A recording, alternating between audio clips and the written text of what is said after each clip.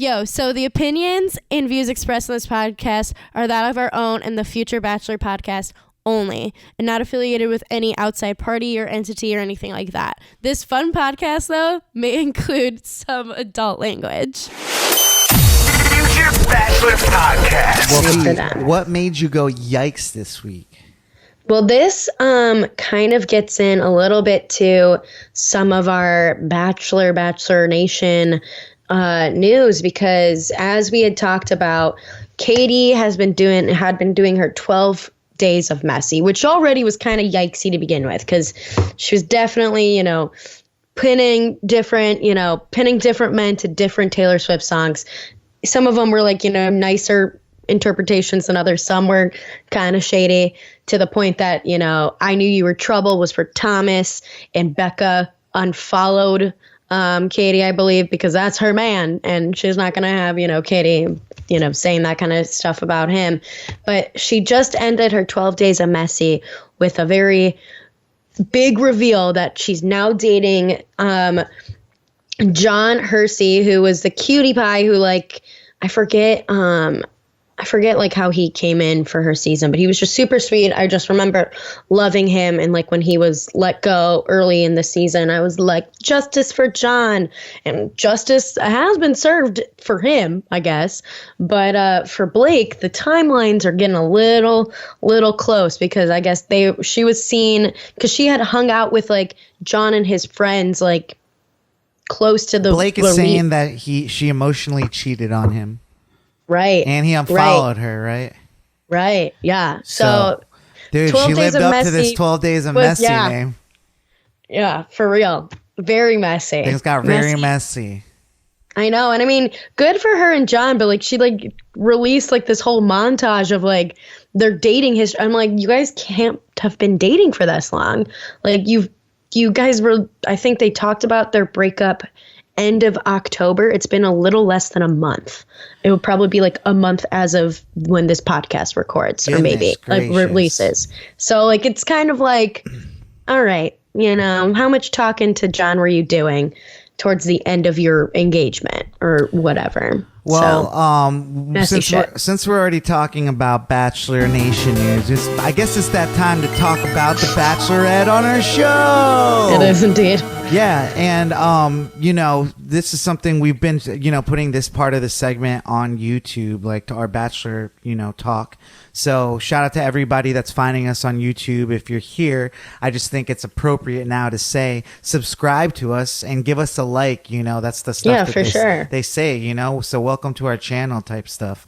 With that being said, Veronica, where do we start this week with the Bachelorette, week 6? Week 6. So we are, obviously still in Minnesota.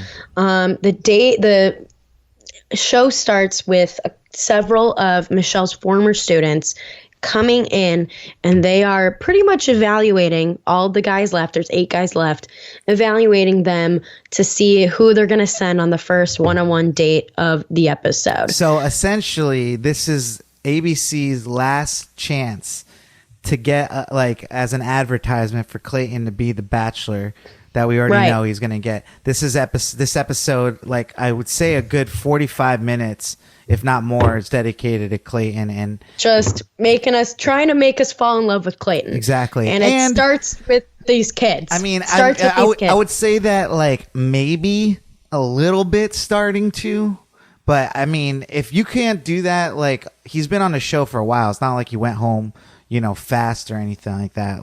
I'm hoping to get a little bit more out of him on his season of The Bachelor, which, usually you do when you're, dating multiple girls or multiple people. But, so Clayton ends up winning this, right? I mean, anything. Yeah, he built a good fort. He made sure the kids could ask him some weird questions about, if he shaves his nipples and, stuff like that. And because he's muscular, but they had it's funny, kids can really kind of tell things about people. They didn't like Martin, which I mean Martin was like, I feel like Martin thought he was like, I'm going to talk to these kids like they're adults. Like, I'm not going to try to belittle them. I feel like that was the vibe he was trying to get. Martin doesn't know how to talk to people. Like, but he doesn't know how to talk to people in general. Well, like, he knows how to talk to you. Oh. You know what that means? Yeah, I do. I do know. Because I had tagged, because we had talked about it, the whole thing from last week of the high maintenance bit, and I had tagged him in our story, and like on my story on my Instagram, and he replied to me hot out the gate, full ass explanation. I got it all. It felt very, I was like, and I kind of made a joke with him because we were going back and forth, because I was like, me and you, Sai, have been watching this show, have been doing this podcast, have been analyzing how these things work for a while. Like we're not new to this, we're true to this. But I was like, obviously the edit gets done certain ways, whatever. I mean, in general, the bleached hair vibes already kind of like sets him into a certain category. Being from Miami sets him into a certain category, and that in my brain.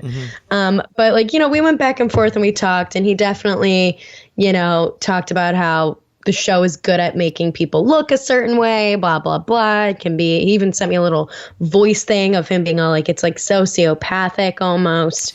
I don't know. Like, but he was very defensive. Yes. And he still even said in these messages to me that she misunderstood him. Yeah, I mean, and that it's a shame that she didn't get it. You could tell, which I didn't love that. Yeah, coming from a woman. You could tell from even this week's episode that like he wasn't even letting. I mean, we're going into the future of this, but eventually, he gets sent home on the group date at the end of it. During it, right? Like the cocktail. Yeah, party. wait. Let's hold up on that. Let's get to that. I like to get. No. Keep us on track. Where are we at? So, date with Clayton. We're trying to be sold that Clayton is, See, this is the reason why I skipped over all that, because, like, to be honest, it was boring. Like, it was. I mean, they do some cute shit at a museum. But I could tell she wasn't feeling it. We hear a lot of his interviews. That's most of that date. Is mostly like his little sidebar interviews, being all like, "I could really see myself with her."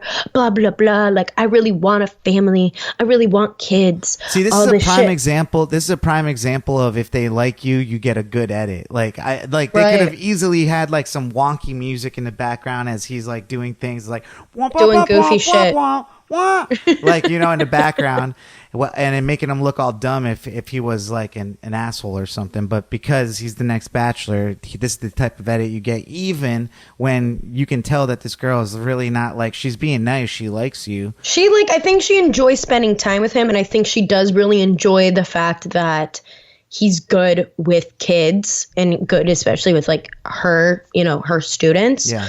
But it gets to the end of their date, and she pulls up the rose, and she's all like, I just don't think we're there yet. Like, she's like, I'm not going to go meet your family. Like, I don't want to go to Missouri and like then have to break up with you there. Like, ain't no thing. So he gets sent home. He's like real sad about it. They even do a little thing later in the episode with like the kids wrote him notes, and they even do a thing later in the after scene where they show one of the girls, Jaylene, I think her name was, painting his nails, and then her, like, the producers asking her questions, and she's like, and they're like, what do you think will happen next for Clayton? And she's like, he'll be the next Bachelor. I'm like, come on. Yeah, no, it was real. I didn't even like the way that producer asked that question. Me neither. You didn't like it either? See, we watch this stuff too much. It's like, I don't like I'm like, this is blatant. This isn't even like subtle. Right. Like, I'm like, and we're using these kids to try to sell us this white bread lead. To me, it's just like, it kind of, it hurts the integrity of the show when the producers are thinking that far down the line. Like, it's like, you are only getting Clayton knowing that if he doesn't get picked, like, he's going to be the Bachelor, that's right. Like, I mean, my thing is like, he didn't even make top, like, the final four. and he's going to be the lead. Speaking of, well, I mean, we'll get there. Let's move along to the group date. Yes. Let's go to the group date. The group date, they go to a farm and they milk some cows, they scoop some shit, they churn some butter. Joe and I have to say, I really love the interactions between like Nate and Joe, because you can tell they have friendly competition. Like they respect each other. Like you could tell Nate's all like, God, Joe, like what can I outbest? Like I can't best him at anything. This dude is out here. Nate has the height, but yeah, Joe just easily just silent killer. Yeah. Literally just the silent killer continues. He's just out here churning butter, and they're like, damn, look at that's butter. Like, dude, yeah, he was churning the shit out of that butter, and it was like actual butter, like, you know, like it was for real and butter. everyone like was in there. Like, why is you Joe could believe it's butter? I believed it. But yeah, I guess that was pretty cool. Joe was the part that I thought was hilarious when they made Michelle talk about like how Joe is good with teats. Wow. Oh my goodness. And then Martin really didn't show up for that one either. So no kidding. Yeah. Like, did we think that? And who got the group date rose went to? It did go to Nate, actually. It went to Nate, and so this was after even Olu on that date. No. So they go back to the cocktail part of the date. Yeah. And that's when the guys are all talking, you know, getting some time in with Michelle. And, you know, this is where Martin starts like talking openly in front of the guys, talking about her speech like episodes ago. And pretty much calling her like immature for still like dealing with those emotions. For being traumatized. Yeah, I know. And it was just like, I'm like, dude, what are you doing? And the red flags are popping up. Like, it's just like, you know, he's part of a crew that all the guys in that crew look like this at one point. And yeah, Martin just kind of like, you know, digging his own grave, to the point where, you know, Olu comes and tells Michelle, you know, respectfully, you know, and she already had a feeling about Martin, and she gives Martin a chance to explain himself, and he doesn't even explain himself well, and then every time she tries to get a word in, he's cutting her off, and like, you know, and like saying how she's like, you know, taking it the wrong way. Yeah, it's like, dude, come on, just stop talking for a second, let her just, I know, you know, this is the problem. People just like their own mouths are getting them in trouble. So that's damn straight. She ends up being like, dude, I just gotta trust my heart and my gut, and I'm gonna walk you out. And like, it ain't it, doggy. And just like you could see the difference between a Clayton exit and a Martin exit. You know, how it's done with class and how it's done with no class. So, well, I just think what really turned me off of like Martin's exit was that, you know, he's in the limo saying stuff. He's all like, that's not a woman worth my time. I'm like, she was worth your time like 2 minutes ago. Right. She was worth your time before she put you in a limo on your way home. That's why it looks ridiculous to talk all that smack on the way out. It's just like, dude, you're digging yourself in a deeper grave. So, but you know, he's gonna be like, she's gonna regret it. It's like, that's so lame. I feel like that's like, I mean, and he'll probably end up on Paradise. He's definitely the kind of type where, I don't know, I've been hearing that they might not do another season. I know, we talked about that before, that they might not do a Paradise season, but I mean, he would be ripe for that Paradise. Yeah. Well, from there, you know, Nate ends up, you know, saying, I think he's like one of the first people to say he's falling in love with her, and that's probably why he got the group date rose at the end of that. Right. I think Joe should have really gotten that, but I think they can't. I mean, yeah, if we're gonna go based on like, though, too much. Yeah. So, and yeah, so anyways, they go from that, they go to their next one-on-one date. What's going on with that, with Brandon? The one-on-one date is with Brandon. And so they go to Michelle's favorite, like, local little ice cream, like, pop-up, pretty much. It's like a little trailer, ice cream place. They get these giant ice cream cones. I'm like, and honestly, it was a little bit of a sociopathic move. Michelle bit into her ice cream. Like, she bit into her ice cream for the first. I was kind of like, ah! Like my teeth got a little, like my teeth hurt watching. No, I think people do that. If you're gonna bite ice cream, you got to bite it at the first, like, you know, the first. You know, the top. You just bite the top. You know. No, but she like bit at the side. That's horrible. Oh my goodness. Yes, do you see? Oh no. There's no defense for that. Anyways, Thank God Michelle has so many other great redeeming qualities. Yeah, no, she's great. Biting into ice cream. But yeah, essentially, so then they end up going back to her actual house, and she's like, right. You're not meeting my parents because they're not here. And he was like, right. oh, okay. Like it was typically, it felt very high school. She's like, my parents aren't home. I know, and the whole Brandon's thing, all like, and he's all like, he's like in the super car. respectful and stuff. He's like she's giving her dad's bathing suit to him and everything. This is where I'd start like freaking out, as like he was so cool about it. I'd be like, oh, I'm not wearing this dumbass bathing suit. Like that's first of all. Maybe I wouldn't, but that's what I'd be thinking. And but yes. Hey, if your potential wife asks you to get into a hot tub, and she's all like, "Oh, all I've got are my dad's, extra trunks," are you really gonna say no? No, I probably wouldn't. But you know what I'd be thinking. You know what I'd be thinking. So, anyways, you'd be like, "I wish these had a different pattern." Yeah, he's all like, "Are your parents cool with me like being in your room and stuff?" I thought it was so cute. Yeah. They end up in the hot tub, and I just knew that the parents were just gonna walk in at any second, and they did.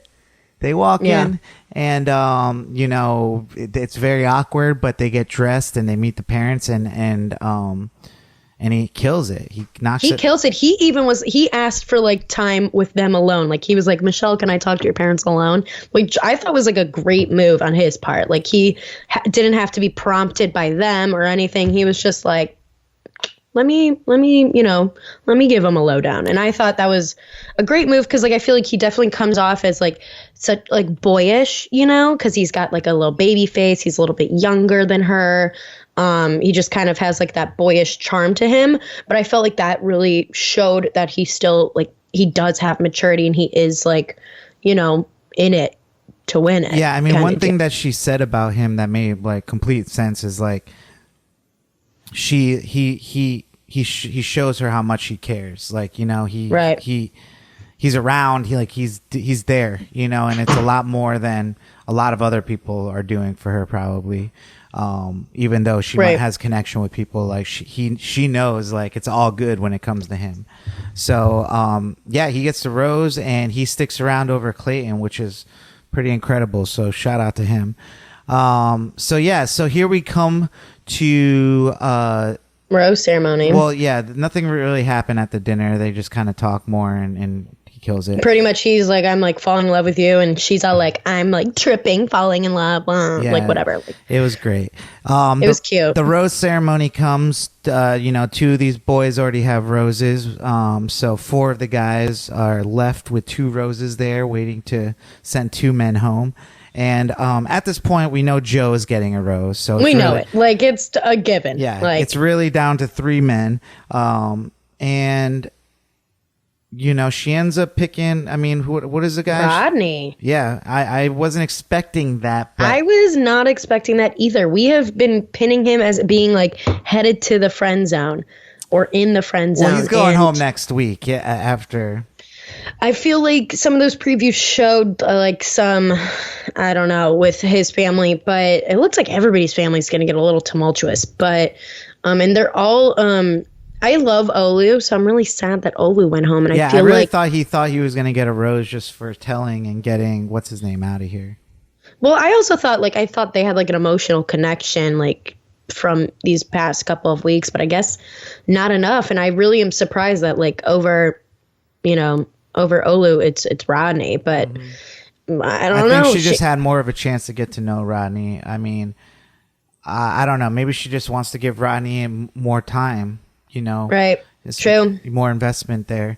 But yeah, Olu goes home. So, this is like, does Rick, who like, I can't even believe Rick made it this far. Yeah, I thought they had a little connection at one point, but I was looking around and I'm like, this is pretty incredible. Like the last 4 men are all men of color. Men of color. This is the first time in this show's history. Yes. A final 4 of all men of color, or POCs in general. Let's go. So that's a win. We're getting there.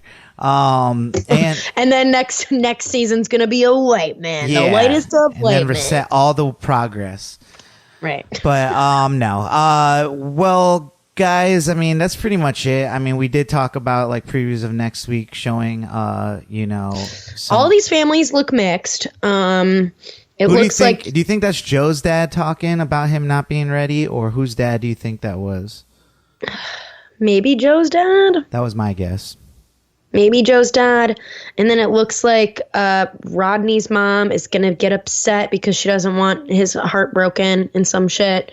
And then it looks like Brandon's brother is going to be like, bruh. And then it looks like something happens with Nate.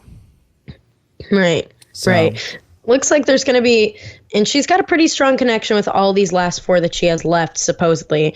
So it's going to be tough decisions. I'm also just interested to see where they're all from, because I'm guessing they're actually like going back. I wonder what this protocol looks like now, because this show has taken a little bit different of a vibe than both, Tasha, Claire, and Katie's and Matt's seasons. So right.